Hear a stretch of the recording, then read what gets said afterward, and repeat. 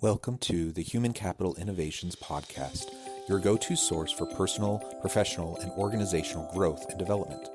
We hope you tune in often for all things people management, organizational development and change, organizational leadership, and social impact related. Maximize your personal and organizational potential with Human Capital Innovations Podcast.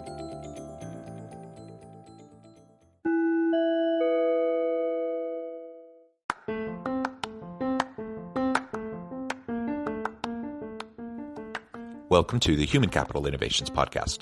In this HCI podcast episode, I talk with Eric Sydell about 2022 hiring trends.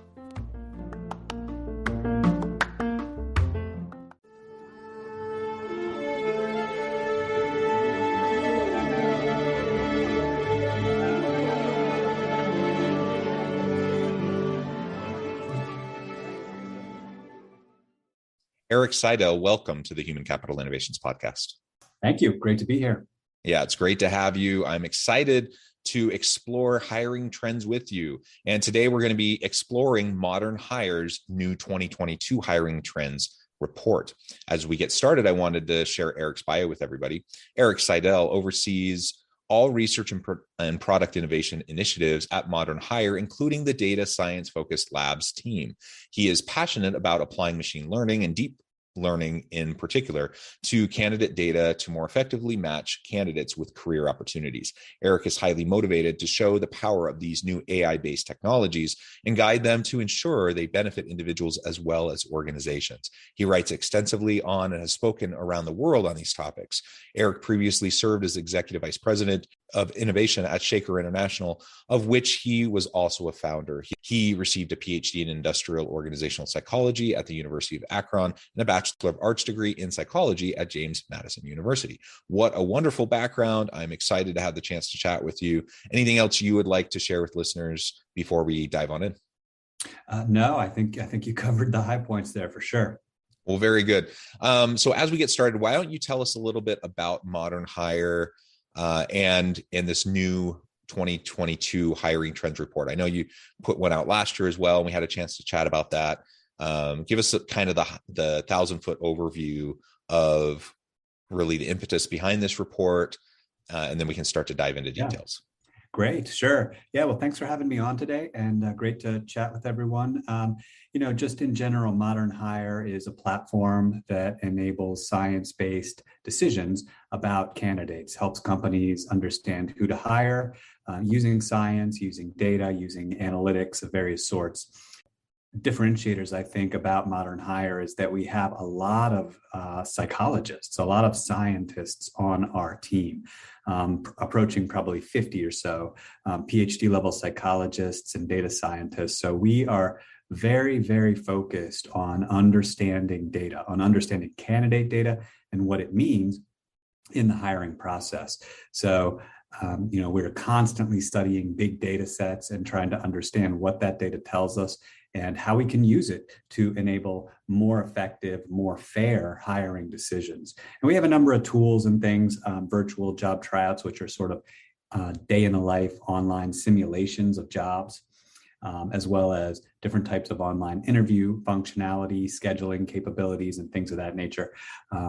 And so all of that generates a ton of data, which our psychologists and data scientists like myself it's like a little sandbox for us of fun data to explore and to do research with. Yeah, I love that. And I'm not an IO psych guy, but I am an organizational sociologist in OB and leadership guy. And I do a lot of research, with big data sets as well. In my own research stream at the university, and it's a lot of fun. I can relate to everything you're just saying. It's fun to get in there. It's fun to explore and to see what's there and to build models and to do all of that. So that's fantastic. And I'm always a big fan of really evidence-based, research-based tools and approaches.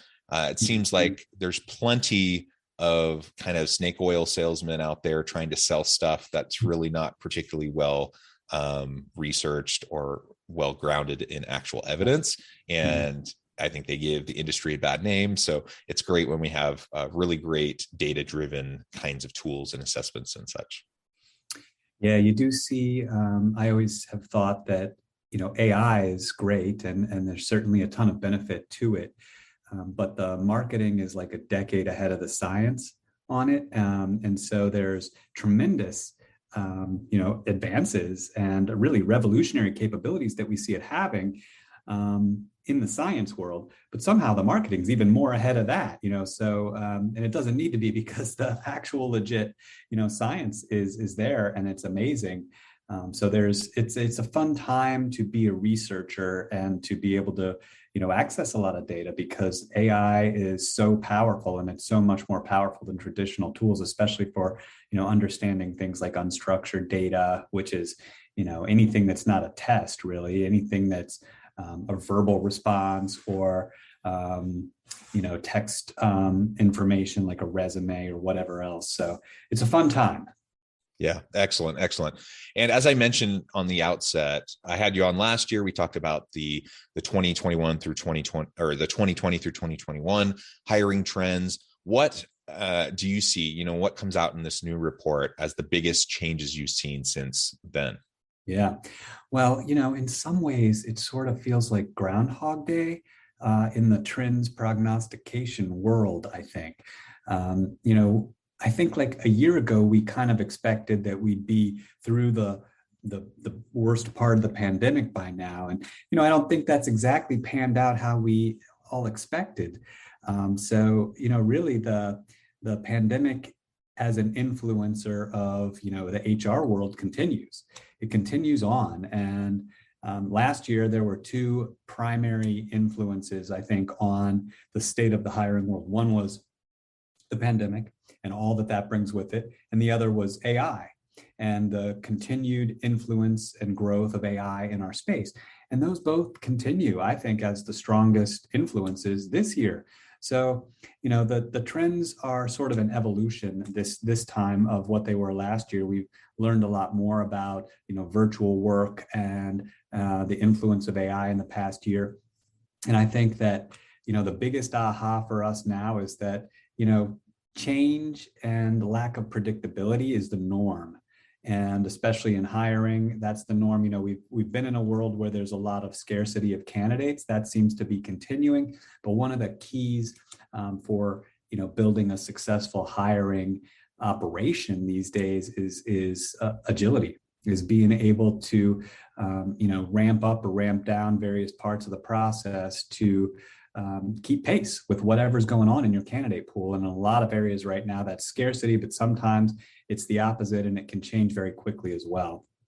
So, that seems to continue to be a really big and important thing, is being agile in how you're hiring. And, for all the time we spend talking about agility in hiring and about things like the candidate experience and, revolutionizing your process with AI and everything, it's a lot easier said than done. And there's a lot of companies that have not yet really gotten to that point of being able to handle that and make the best of the situation and use modern tools to do so.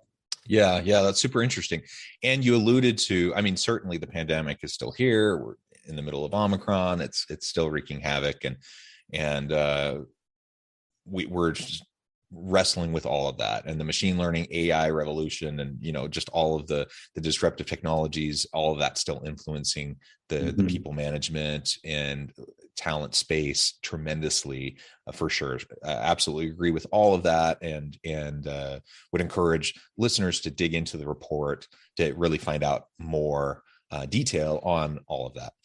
One of the things that you mentioned, I'm super curious in diving deeper into, is the shift during the pandemic towards virtual work. And then we got into last fall, and really the conversation moved more towards hybrid work.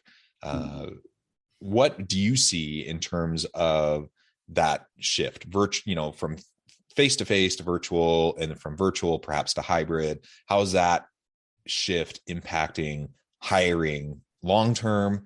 And how is automation playing into that? Sure. Yeah, definitely. So, I think when the pandemic first started and everybody went virtual, it was sort of something that was tolerated, but it wasn't the norm yet, and I think over the past couple of years, we've sort of transcended that to where now virtual work is much more the norm. And, will we continue to be virtual in the future? Probably. I think once you open that door, it's hard to shut it. So it feels like to me, we're in a period now where, virtual is reality, and there's always going to be a need for people to be on site for certain jobs. And some of the time, I mean, virtual is probably not great for, I've been virtual for years, since well before the pandemic, and, there's downsides to it. I mean, I'm quite productive. I get a lot of focus time, et cetera. But you miss the FaceTime and, the casual conversations, and that stuff is important too. So, ideally, I think we will be more of a hybrid sort of environment in the future. I think that's probably the best mix. And that's what I think that we're seeing with a lot of our clients is virtual is now accepted, but where possible, some sort of hybrid relationship or hybrid work style is best. And how that impacts hiring is interesting. I mean, certainly there's a need for more automated tools, but not just that, more virtual tools, so that you don't have to go into a location to interview. And I mean, there's plenty of tools out there that can do that now. Online interviews are, very predominant these days. We offer interviews at Modern Hire that can be done online. Same time as you can interact with an interviewer, or asynchronously, you can record an interview that the company can see later and things like that. So there's a lot of flexible technology there that's been very helpful in the pandemic. I think the automation piece that's coming in is very interesting, because a few years ago, no one could process video data or audio data, or really text, data that a person's typing open-ended using statistical tools very well. Now I would say like 2 decades ago, we were doing like keyword searches. So like, you upload your resume, and if it has the words results driven in it, then you get a point or something. Great. So, and I think that you still see a lot of that sort of approach today, but deep learning and natural language processing can take that sort of thing a step further to really start to make sense of what's in the resume, not just some random keywords, right? That's not very sophisticated at the end of the day. And what's cool is that same technology can do that on interviews, live interviews as well. Now, what we do at Modern Hire, and over the past year, we've released a technology called automatic interview scoring, where we're using deep learning and natural language processing to make sense of what a person says during an interview and to score it for meaning. And I mean, that's crazy. That was not possible 5 years ago. And it's basically the computer starting to understand what a person is saying. I mean, that's pretty nuts, right? So that's an exciting thing. And I do need to say that when we use that technology, what we do is we transcribe what a person says, and we just use the words they say in the transcription. We're not using the sound of their voice. We're not using the video, what they look like, their facial expression. We're not using any of that information. And the reason is that stuff is filled with bias. With bias. And so what we've found is that just transcribing the words, scoring those against job relevant competencies works great, is tremendous. And it gives us, excellent predictive capability. Those scores are meaningful in the hiring context, and they're almost 4 times lower in measures of bias than human ratings of those same responses would be. So double win, right? That's fantastic. That's the potential of AI to help make hiring more predictive and fairer. And so that's what we're doing. We, there are companies that are doing facial recognition and analysis of a person's the voice, prosody, what they sound like. And there certainly is a ton of data, in those mediums. But in the hiring context, we have made the decision that we don't think it's appropriate. And we've really made the decision that we will only use information from a candidate that they consciously provide to us and that they want to be used in the hiring decision. And I don't know about you, but I mean, I do not want the size of my ears to be used in a decision about whether I should be hired at my next job. You know, that's Yeah. extraneous as far as I'm concerned. So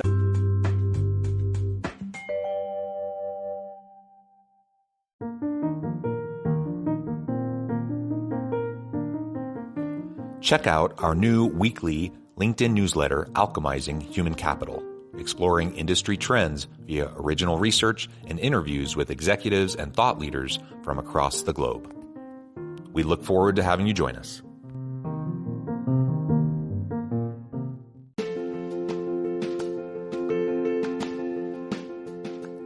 Bluer Than Indigo Leadership, the journey of becoming a truly remarkable leader.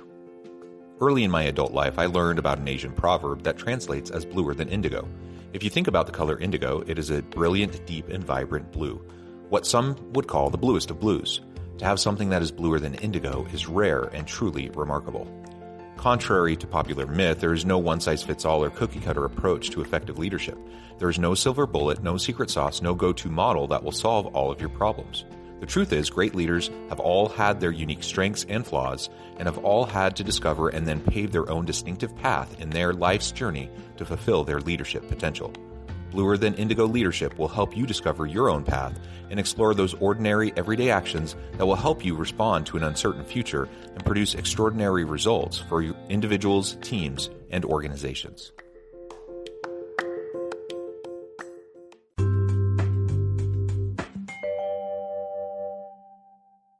The bias issue, it's a big concern, and you know, I've talked to people about AI driven tools in hiring previously on the podcast, and what always comes up, and it's a caveat that needs to be said, and you kind of already alluded to it, is that there's bias, there can be bias anywhere, anytime, right? And the same thing with AI. If you are using AI for facial recognition, voice recognition, those sorts of things, you know, there can be bias that comes into it, and depending on how the AI is trained, there can be, you know, systemic bias that perpetuates. And so we have to be careful of all of that. And that's one of the reasons why, you know, what you just said a few minutes ago was really important. You actually check measures of bias. You compare the AI scoring versus traditional human scoring, so you can at least monitor that, make sure that there's not some inadvertent, unintentional type of bias that's playing out in how people are being selected. Yeah, that's right. And, you know, I think the idea of monitoring is so important.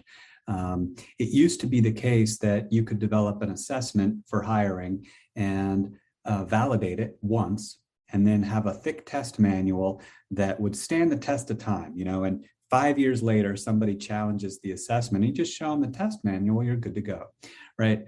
And I don't think that is the best model anymore. You know, the best model is continual analysis of data and monitoring to make sure that there is no bias and that bias doesn't develop over time. Because as the demographics of the applicant pool change, you know, the results of your system can change too. And even if you had a tool that was shown to be bias-free at one point, it doesn't mean it will remain so. And then the other aspect of AI is that, you know, some AI systems are learning over time and evolving as they get more data. And when that happens, you have to be even more careful, because, you know, as a predictive engine that is designed to predict outcomes, it'll use whatever information it can. And a lot of times that information may end up having some unknown bias in it that wasn't apparent. So, you know, continual monitoring is, I think, increasingly the name of the game. And I hope that we see more and more of that. I know we're certainly working towards it. Monitor everything all the time. And anytime you see a statement like a tool is bias-free or zero bias, that should send up a red flag, because there is no, you know, zero bias. And like you alluded to as well, I mean, you know, as humans, we're all biased. And, you know, not to say necessarily like we're all racist or, you know, actively, you know, disparaging of the other groups, but unconsciously there's bias. And I think of it as, you know, it's turtles all the way down. No matter how deep you go, it's you uncover different levels of bias, and you can keep uncovering it and ferreting it out. And that's what's so cool about big data and AI, is that it allows us to do that. It allows us to go deeper and to find bias and to get rid of it in ways that, we couldn't do a few years ago. I think this the AI component makes the recruitment hiring process easier. It streamlines it a bit. And this is the same conversation we're having with automation using AI and machine learning in other areas of the world of work, right? Like displacement of tasks and even jobs, even whole professions over time. Mm-hmm. But what you articulated just reminds me, and it's a point that needs to be made and remade over and over again, so people don't just jump on the anti-AI train too quickly, is that it produces it, while it streamlines certain things, it produces and creates new opportunities for new types of roles, new types of jobs. And so, like you said, there's always going to be a need for data scientists to monitor the AI to ensure over time. And then that monitoring needs to happen on a more continual basis. That means there needs to be highly trained individuals to be able to do that work. And so you're replacing certain more tedious types of work with more skilled work. That's actually a win over time, I think, as long as we can upskill and reskill the labor force so they're ready to take on those types of roles. And so this is just one little example, but multiply across all the different applications of how AI or machine learning can enhance the world of work. And there's going to be other opportunities like that where jobs that didn't even really exist 5 years ago or don't exist now, in 5, 10, 20 years from now, they're going to be huge. They're going to be really important. And so that's just another thing I think it's worth highlighting as we're going through this conversation. Absolutely. Yeah, I love that idea of sort of controlling AI. I think of it as harnessing AI a lot. It's like AI is this massive beast. It's been said. Sundar Pichai from Google said, or Alphabet said that it's the most powerful technology, maybe more so than fire, to human history. It's insanely powerful and capable. I think, did I say Google? Was it Google or Microsoft? I might have got that wrong. But so that technology is there, and it's sort of pervasive in our lives, but in a way that isn't apparent to everybody. And so it's sort of seeping in. And the power of it, I think, is not always apparent to normal people. And so we tend not to pay it enough mind. But harnessing it is massively important. I think of AI as like a bucking bronco. It's powerful and wild and, and amazing and awesome.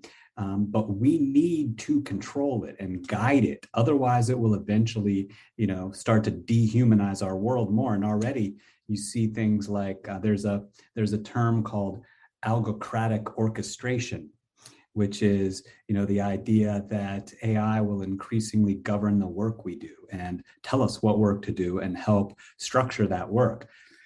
And, I don't particularly want to be orchestrated by an algorithm myself. So that type of thing is on the horizon, and we need to be thinking about it and working to control it. Ultimately, AI should be harnessed to improve the human condition, not to usurp it, so. Yeah. Well said. So in our last few minutes, anything else you would like to highlight from the report in terms of hiring trends, or that you would like to highlight in terms of the biggest developments and advantages of AI in hiring moving forward? I think that there's tons of benefit to AI, as we've talked about. One of the things that I think is important for companies to recognize is that it's not a cure-all. It's not magic. It's just advanced statistical capability. And, AI tools don't solve all the problems of the world. And really, we need to focus less on whether something has AI in it and more just on the effectiveness of the tool and the process. And so, when I talk to companies, I talk about that. Think about the overall flow of your hiring process. Think about, at Modern Hire, we talk about the 4 E's. Which are sort of our way of highlighting the full range of things that companies should be aware of when they're implementing hiring. Effectiveness, efficiency, engagement, candidate and recruiter engagement, and ethics, fairness. So all those things are super important. And when a solution only gets at one or two of those E's, it's not good enough, so you've got to think about the full gamut. And I think that increasingly we see companies looking to do that and to understand how AI and automated tools, virtualization, can have a fundamental impact on their hiring rather than just being a Band-Aid in one place or another. So I think that's sort of key for companies in the new pandemic and in the AI age, is re-examining process in a fundamental way and making sure all the tools that they have are aligned to create all four of those E's, not just one or two of them. Yeah, I really like that.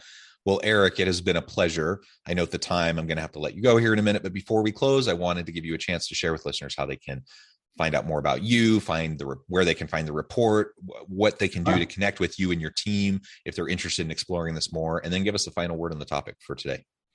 Okay, so in terms of contacting us, modernhire.com is our website. Feel free to go out there. There's plenty of resources, white papers and things, many of which myself and other members of our psych team have authored. And we love interaction. So, ping us on Twitter, on LinkedIn, wherever. Love to hear from you.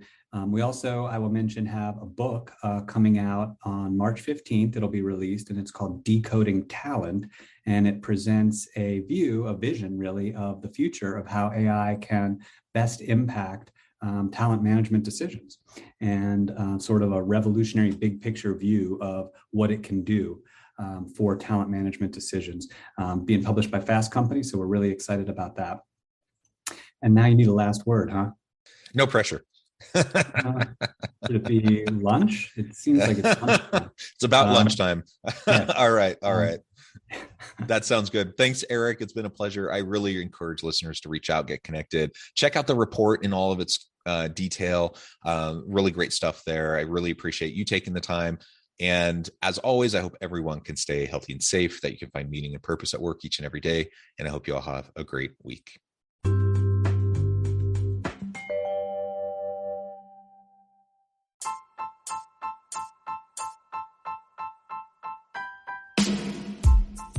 The alchemy of truly remarkable leadership. Ordinary, everyday actions that produce extraordinary results. Consider how the nature of work has shifted over the past 50 years. With increased globalization, rapid technological advancement, and the shift in economic composition, the average job of today looks very different than the average job of 50 years ago. What will the jobs and organizations of tomorrow look like? Moreover, what does this all mean for organizational leaders? What are the core competencies and capabilities of organizations and their leadership that are prepared for continued disruption and geopolitical and socioeconomic shifts? Regardless of what the future holds, increasingly, leaders need to be socially minded, data-driven, decisive, champions of talent, and disruptors of the traditional notions of leadership, teams, organizations, and work. The alchemy of truly remarkable leadership will help you to explore your own leadership competencies and capabilities and consider ways to apply and implement them into your workplace and personal life.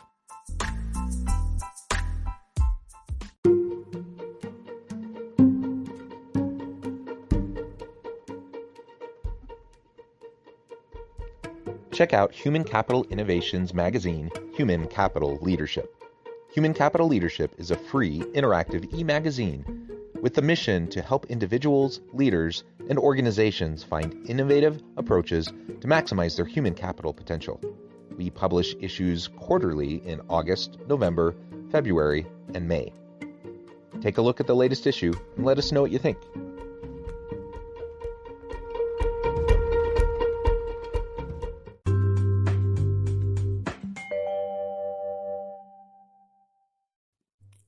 Thanks again for joining us for this episode of the Human Capital Innovations Podcast. I hope you stay healthy and safe and that you have a great week.